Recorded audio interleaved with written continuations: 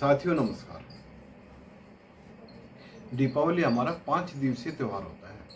सबसे पहले धनतेरस आती है, उसके बाद में धनतेरस के बाद में क्या आता है अपना नरक चतुर्दशी, फिर आती है दीपावली, फिर आती है उसके बाद में गोवर्धन पूजा और सबसे अंतिम आती है 5वां त्यौहार होता है भैया दूज। आपको मैं इन सभी त्योहारों के बारे में थोड़ी थोड़ी सी जानकारी देना चाहूँगा। हिंदू पौराणिक कथाओं के अनुसार जब देवी लक्ष्मी समुद्र मंथन के दौरान क्षीर सागर से उभरी थी, उस समय अपने हाथ में वो हीरे जवाहरात लेके कोट बर्तन लेके निकली थी, जिसके अंदर हीरे जवाहरात थे। ये तो हो गया धनतेरस। इसी में जब समुद्र मंथन हो रहा था, उस समय भगवान धनवंतरी अपने साथ अमृत लेके निकले थे। इसमें धनतेरस में हमारे लक्ष्मी, माता लक्ष्मी और भगवान धनवंतरी दोनों की पूजा होती है।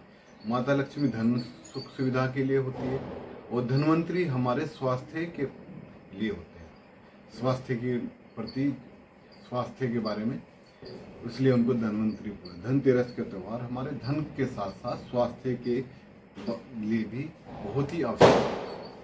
अब आ जाता है नरक चतुर्दशी।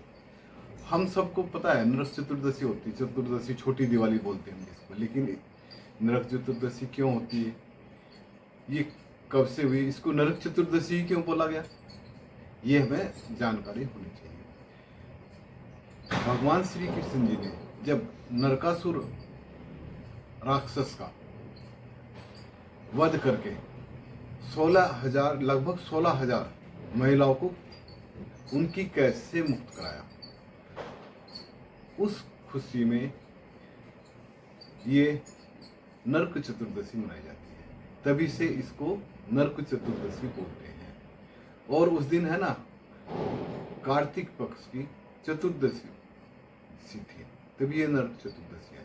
तीसरा त्यौहार दीपावली। दीपावली में इसमें भी दो पौराणिक कथाएं हैं। सबसे पहले तो हम इसमें माता लक्ष्मी और गणेश जी इनकी पूजा करके धन संपत्ति की के लिए पूजा करते हैं। धन संपत्ति, हमारा परिवार सुखमय रहे, उसका आह्वान करते हैं। इसकी पौराणिक कथा है कि भगवान राम जब वनवास के 14 वर्ष पूरे कर लेते हैं और उसके बाद में जब वो अयोध्या आते हैं रावण का वध करने के बाद में, तब उनके अयोध्या में आने की खुशी में अयोध्यावासी और उनके राज्यवासी अपने घरों में दीप जलाते हैं और दीपों का उत्सव करते हैं।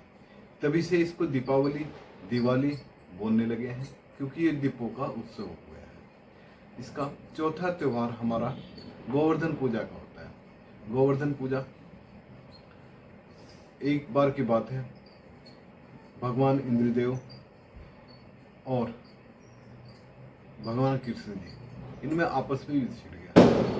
तब भगवान इंद्र ने कृष्ण भगवान के भक्तों को प्रताड़ित करने के लिए वहां पर वर्षा आरंभ कर दी और इतनी मूसलाधार वर्षा करने, बारिश होने लगी मूसलाधार कि वो उनको वहां पर जीना मुश्किल कर दिया। तभी भगवान श्री कृष्ण जी को गुस्सा आया। उन्होंने अपनी छोटी उंगली, ये सबसे छोटी उंगली पर गोवर्धन पर्वत को उठाया और 7 दिनों तक उन्होंने इस उंगली पर गोवर्धन पर्वत को उठा के रखा। इसी समय जितने भी ब्रजवासी थे, जो उनके भक्त थे, वो सब गोवर्धन पर्वत के नीचे आ गए और बड़ी खुशी से रहने लगे। तभी भगवान इंद्रदेव ने अपनी हार मानी और मान ली और बारिश बंद हो गई। बारिश बंद होने के उसमें गोवर्धन पर्वत में रख के और गोवर्धन पर्वत की पूजा की और उसके उपरांत अन्नपूर्णा का भंडारा किया। अन्नकूट का जो भंडारा होता है ना, अन्नकूट, और सभी ने उस भंडारे का अच्छा प्रसाद ग्रहण किया। इसी प्रकार इस तब से गोवर्धन पूजा प्रारंभ हुई। अंतिम इसमें जो 5 दिवसीय जो त्यौहार है, इसमें जो अंतिम त्यौहार है भैया दूज। भैया दूज में क्या हुआ, इसकी भी कहानी पौराणिक कथा है। एक बार यमुना माता अपने भाई भगवान यमराज को अपने घर पे आने के लिए आमंत्रित किया। वो जिस दिन भगवान यम या देव यम उनके घर पे आए, उन्होंने उनका खूब सत्कार किया, वो तिलक लगाया, माला पहनाई और अच्छे अच्छे उनको भोजन कराए।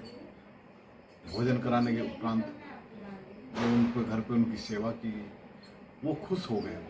भगवान यमुना से खुश हो गए और खुश होने कहने लगे, बहन अब एक वर मांग सकती है, जो भी आपका वर है। तभी यमुना माता ने अपने भक्तों के, जो इस नरक लोक में जितने भी प्राणी रह रहे थे, उनके भलाई के लिए उन्होंने कहा कि जो भी आज भैया दूज के दिन जो भी भाई अपनी बहन के घर आएगा और वहाँ भोजन करेगा, उस भाई को आप कुछ नहीं कहेंगे। तभी यम महाराज